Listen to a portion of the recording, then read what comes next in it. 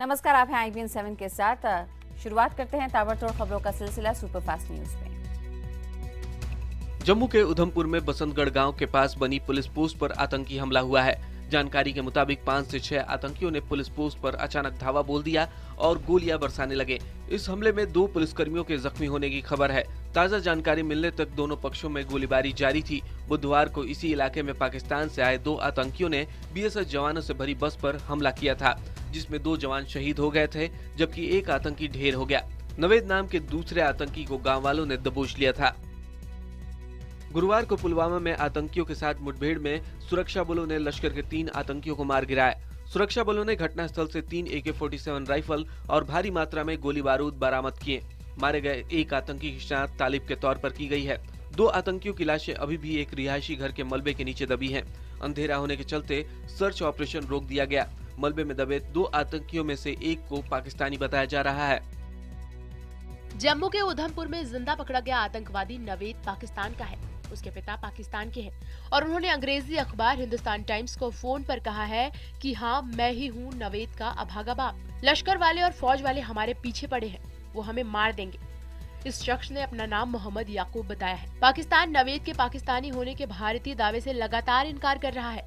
जाहिर है ये बयान पाकिस्तान के झूठ का पर्दाफाश कर रहा है। 2 मिनट की इस बातचीत में उस शख्स ने ये भी कहा कि आप हिंदुस्तान से फोन कर रहे हैं, हमें मार दिया जाएगा, मैं ही अभागा पिता हूँ, लश्कर हमारे पीछे पड़ा है। वो शायद चाहते थे कि नवेद मारा जाए, लेकिन वो जिंदा पकड़ा गया है। खुदा के लिए हमें बख्श दीजिए। उधमपुर में आतंकी हमले में शहीद हुए BSF के जवान रॉकी का पार्थिव शरीर उनके गृहनगर हरियाणा के यमुनानगर लाया गया। रॉकी के पैतृक गांव रामगढ़ माजरा में अंतिम संस्कार की तैयारियां पूरी कर ली गई है। हरियाणा के मुख्यमंत्री ने शहीद के परिजनों को 20 लाख रुपए की मदद का ऐलान किया है। वहीं उधमपुर आतंकी हमले में शहीद हुए दूसरे जवान शुभेंदु राय के पार्थिव शरीर को भी उनके गृहनगर जलपाईगुड़ी लाया गया है, जहाँ पूरे राजकीय सम्मान के साथ उनका अंतिम संस्कार किया जाएगा। 26/11 मुंबई हमले का आरोपी अबू जिंदाल उर्फ जबीउद्दीन अंसारी मुंबई के ऑर्थर रोड जेल में अनशन पर बैठ गया है। ऑर्थर रोड जेल प्रशासन ने मुंबई पुलिस को खत लिखकर बताया है कि जिंदाल 5 अगस्त से अनशन कर रहा है। सूत्रों के मुताबिक अबू जिंदाल अपना वार्ड बदलवाने के अलावा कुछ सहूलियत चाहता है, जिसके लिए ऑर्थर रोड जेल में वो अनशन कर रहा है। बता दें कि अबू जिंदाल को ऑर्थर रोड के अंडा सेल के स्पेशल बैरक नंबर 12 में रखा गया है। ये वही सेल है जहां अजमल कसाब को कैदी बनाकर रखा गया था। अबू जिंदाल ने साल 2013 में अंडा सेल से ट्रांसफर किए जाने की अर्जी दी थी, जिसे बॉम्बे हाईकोर्ट ने खारिज कर दिया था।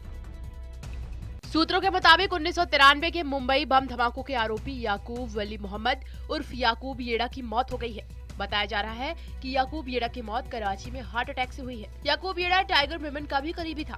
याकूब येड़ा मुंबई ब्लास्ट के बाद से फरार था। उस पर मुंबई धमाके में इस्तेमाल 1400 किलो RDX की खरीद में मदद करने का आरोप था, जो कि मुंब्रा और ठाणे में रखा गया था। प्रधानमंत्री नरेंद्र मोदी आज चेन्नई में पहले राष्ट्रीय हथकरघा दिवस की शुरुआत करेंगे। ये कार्यक्रम मद्रास विश्वविद्यालय के सेंटेनरी ऑडिटोरियम में होगा। यहाँ पीएम मोदी बुनकरों को संत कबीर और राष्ट्रीय हथकरघा पुरस्कार से सम्मानित करेंगे और इंडिया हैंडलूम ब्रांड भी पेश करेंगे। इसके बाद पीएम मोदी और तमिलनाडु की मुख्यमंत्री जे जयललिता के बीच मुलाकात की भी उम्मीद है। ये मुलाकात जयललिता के घर पर होने की उम्मीद है। प्रधानमंत्री नरेंद्र मोदी ने बिजली चोरी करने वालों के खिलाफ कड़ी कार्रवाई करने की वकालत की है। पीएम मोदी ने ये बात गुरुवार को ऊर्जा क्षेत्र से जुड़े तमाम मंत्रालयों के अधिकारियों के साथ बैठक में कही। इस दौरान पीएम ने खास तौर पर ग्रामीण इलाकों में बिजली पहुंचाए जाने के कार्यों की समीक्षा की। पीएम मोदी ने ग्रामीण इलाकों में बिजली पहुंचाने की प्रक्रिया में तेजी लाने पर जोर दिया। इस बैठक में नीति आयोग और पीएमओ के अधिकारी भी मौजूद थे। प्रधानमंत्री नरेंद्र मोदी अब लेखक के तौर पर भी नजर आएंगे। दरअसल पीएम मोदी की लिखी 3 किताबों का 10 अगस्त को विमोचन किया जाएगा। पीएम मोदी की 3 किताबों में एक किताब का शीर्षक है सोशल हार्मनी। इस किताब में पीएम मोदी के गरीबों पर लिखे लेखों को समाहित किया गया है। दूसरी किताब है ज्योतिपुंज, जिसमें उन लोगों का जिक्र है जिन्होंने पीएम मोदी को प्रेरित किया, और तीसरी किताब साक्षी भव के नाम से है। जानकारी के मुताबिक किताब का विमोचन बीजेपी अध्यक्ष अमित शाह करेंगे। बता दें कि ये किताबें पहले गुजराती भाषा में प्रकाशित की जा चुकी हैं। अब इन्हें हिंदी और अंग्रेजी में भी प्रकाशित किया जाएगा। कांग्रेस के 25 सांसदों के निलंबन का विरोध खत्म होने का नाम नहीं ले रहा। आज लगातार चौथे दिन भी कांग्रेस सांसद धरना देंगे। इससे पहले गुरुवार को कांग्रेस ने संसद भवन परिसर में गांधी प्रतिमा के सामने धरना दिया। धरने में कांग्रेस अध्यक्ष सोनिया गांधी और उपाध्यक्ष राहुल गांधी भी शामिल हुए। कांग्रेस के धरने को समाजवादी पार्टी, एनसीपी, आरजेडी और जेडीयू का भी समर्थन मिला। यूथ कांग्रेस ने भी सांसदों के निलंबन के फैसले के खिलाफ शर्ट उतारकर प्रदर्शन किया। उधर बीजेपी ने कांग्रेस के धरने को तमाशा करार दिया। मॉनसून सत्र के 13 दिन बर्बाद हो चुके हैं और बचे हुए दिनों में काम होने की कोई उम्मीद नहीं है। गुरुवार को लोकसभा में ललित गेट मुद्दे पर विदेश मंत्री सुषमा स्वराज ने सफाई दी। सुषमा ने कहा कि उन्होंने ललित मोदी के ट्रैवल वीजा के लिए मानवीय आधार पर ब्रिटिश सरकार से बात की थी, लेकिन ललित मोदी को वीजा देने का फैसला उनका नहीं, ब्रिटिश सरकार का था। सुषमा की सफाई को कांग्रेस ने भावुकता का कवच बताया है। कांग्रेस नेता आनंद शर्मा ने कहा कि अगर विदेश मंत्री ने मानवता के आधार पर ललित मोदी की मदद की तो वो 48 घंटे के अंदर ही दुनिया भर में कैसे घूमने लगे।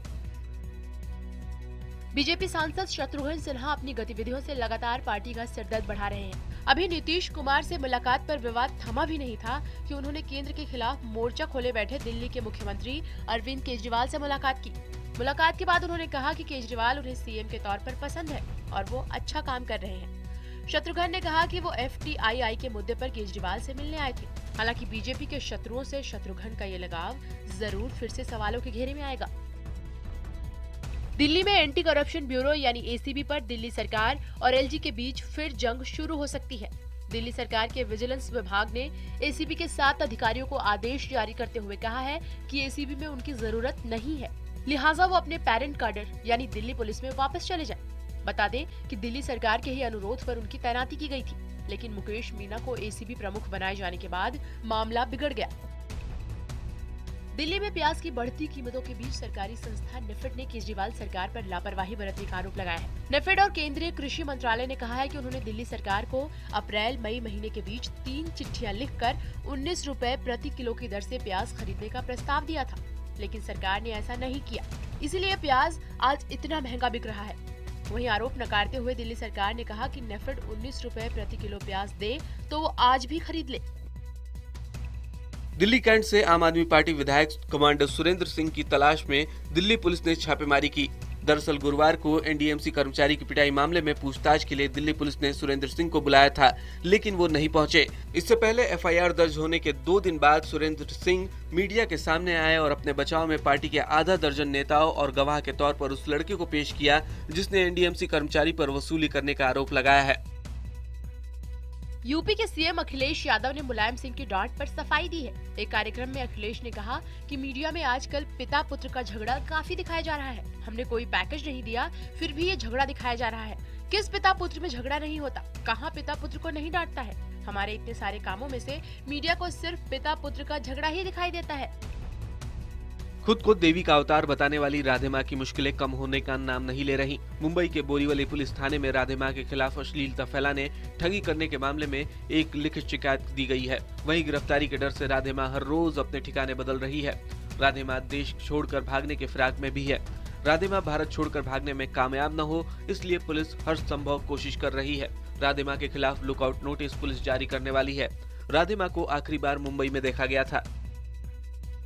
विवादों में घिरी राधे माँ पंजाब के गुरदासपुर जिले के गांव दोरांगला की रहने वाली हैं। वो यहां सुखविंदर कौर के नाम से पली बढ़ी और उसके बाद परिवार ने उनकी शादी पंजाब के ही शहर मुकेरिया में कर दी। शादी के कुछ समय बाद मुकेरिया में ही बने एक मंदिर से सुखविंदर ने राधे माँ के रूप में अपना सफर शुरू किया और कुछ ही सालों में वो एक छोटे से शहर मुकेरिया से मुंबई गई। मुंबई पहुंचने के बाद देश के बड़े बड़े घराने के लोग और राजनेता राधे माँ के आगे नतमस्तक होने लगे।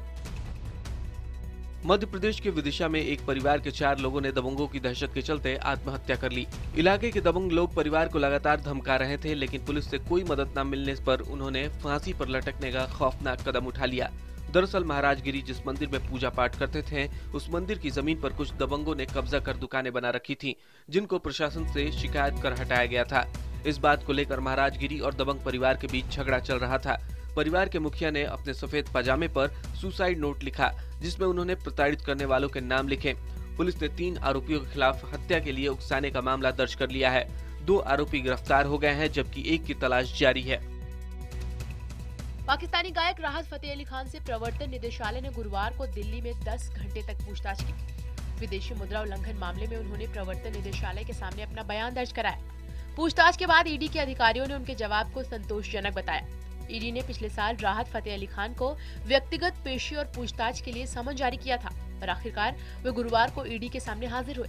वो यहां अपने वकीलों के साथ पहुंचे थे, जो पूछताछ के दौरान ईडी दफ्तर के बाहर इंतजार करते रहे। पुणे के टिगरे नगर में एक दिल दहला देने वाली वारदात सामने आई है। आरोप है कि एक मां ने अपने ही बेटे की बैट से पीट कर हत्या कर दी। मारे गए बच्चे का नाम चैतन्य बाल पांडे था। जानकारी के मुताबिक बेटे की हत्या की आरोपी महिला और उसके पति के बीच तलाक का केस चल रहा था। दोनों अलग अलग रहते हैं। गुरुवार को चैतन्य ने अपने पिता के पास जाने की जिद की। इससे नाराज होकर उसकी मां राखी बाल पांडे ने उसे बैट से बेरहमी से पीटा, जिससे बच्चे की मौके पर ही मौत हो गई। दिल्ली में एक बेरहम टीचर ने एक छात्र को उठाकर पटक दिया, जिससे उसका पैर टूट गया।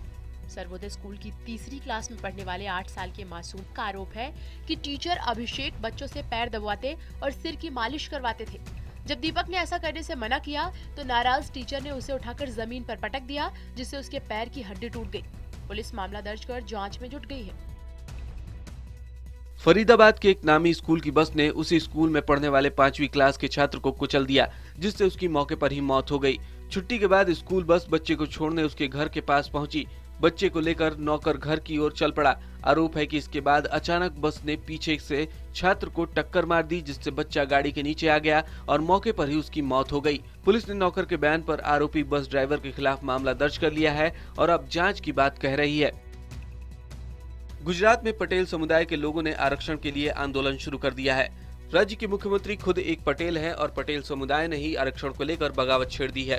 जिला और तालुका स्तर पर पटेल समुदाय आरक्षण की मांग को लेकर सड़कों पर उतर आया है। आरक्षण की आग को ठंडा करने के लिए सरकार की सारी कोशिशें विफल रहीं। फिलहाल की आरक्षण की स्थिति को देखते हुए पटेल समुदाय को किसी भी हाल में आरक्षण मिलने के आसार नहीं नजर आ रहे हैं। बावजूद इसके आंदोलन को देखकर सरकार को पटेल समाज के आगे चर्चा करने के लिए झुकना पड़ा है। जयपुर पुलिस के पास शिकायत लेकर पहुंचे दंपति और उसके बेटे को पुलिस से डंडे खाने पड़े। परिवार के मुताबिक बुधवार रात जयपुर के सांगनेर से लौटते वक्त एक कार उनका पीछा कर रही थी। लूट के शक में उन्होंने पुलिस को फोन किया। आरोप है कि पुलिस उस कार के लोगों के बजाय उल्टे उन्हें लेकर थाने के लॉकअप में बंद कर दिया।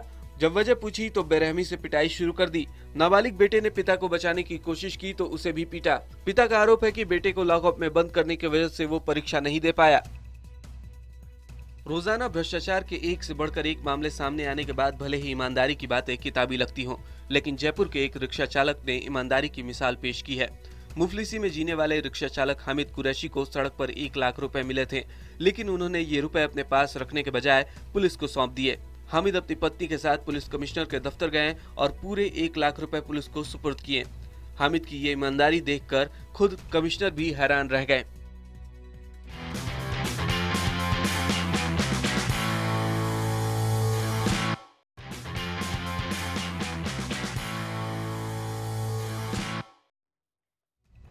फोर्ब्स पत्रिका ने दुनिया के 34 सर्वाधिक भुगतान किए जाने वाले अभिनेताओं की सूची तैयार की है। इसमें शाहरुख खान को भारत का लियोनार्डो डिकाप्रियो बताया गया है और 26 मिलियन अमेरिकी डॉलर की कमाई के साथ 18वें पायदान पर रखा है।